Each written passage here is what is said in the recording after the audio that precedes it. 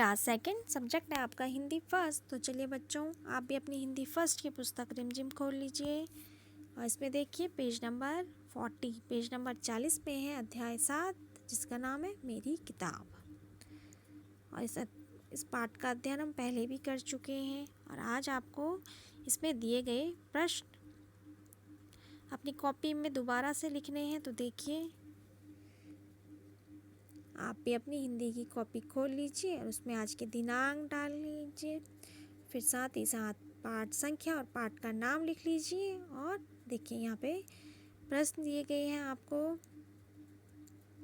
तो इसमें पहला प्रश्न है, मौसी ने वीरू को फुट्टा लाने को क्यों कहा? तो बच्चों, आपने अध्याय में पढ़ा कि एक दिन जो वीरू छोटी लड़की है वो अपने मौसी के घर गई एक दिन, और फिर वो वहाँ जाकर मौसी के घर जाकर खूब सारी किताबें देखकर अचरज में आश्चर्यचकित हो जाती है। और फिर वो मौसी से पूछ लेती है कि क्या आपके पास बच्चों के लिए भी पढ़ने के लिए कोई पुस्तक है? तो मौसी उसे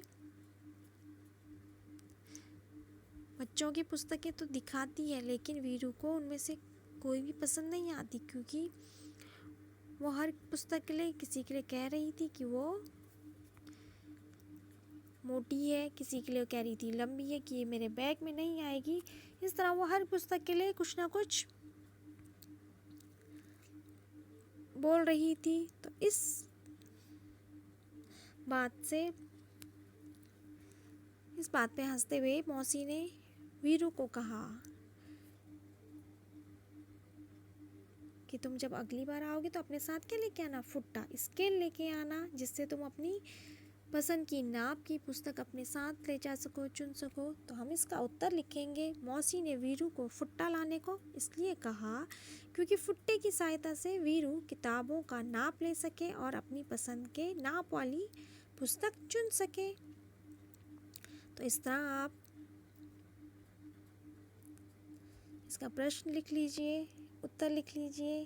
देखिए यहाँ पे प्रश्न संख्या दूसरा, नीचे दी गई चीज़ों को किन चीज़ों से मापोगे? तो यहाँ पर कुछ चीज़ें दी गई हैं, तो आपको बताना है कि उन चीज़ों को हम किससे मापते हैं।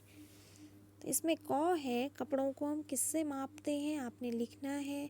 फिर ख है आम, ग है मेज, घ कागज, फिर ल है तेल। तो आपको यहाँ पे बताना है कि इन चीज़ों को किस चीज़ से मापा जाता है। तो इस तरह बच्चों, आज आपको अपनी हिंदी की कॉपी में इन दोनों प्रश्नों को लिखना है और